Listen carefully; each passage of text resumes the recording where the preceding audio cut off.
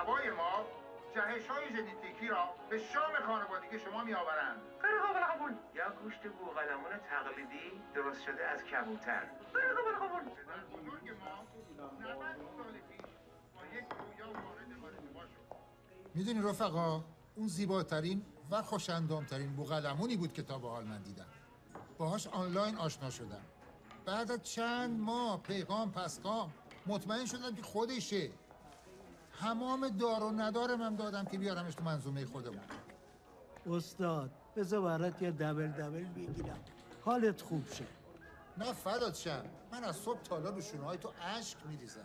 من بعد تو رو مهمون کنم. ای قربان تو، ما همه دست به دست هم میدیم، پیداش میکنیم انشالله پیدا. رویای محصولات بوقلمون خوشمزه و لذیذ تا قیمت ارزون برای همه بینندگی‌ها.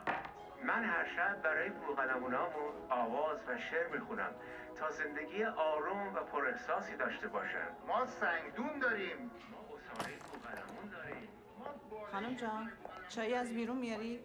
بریز دور، اینجا تیم هورتونه.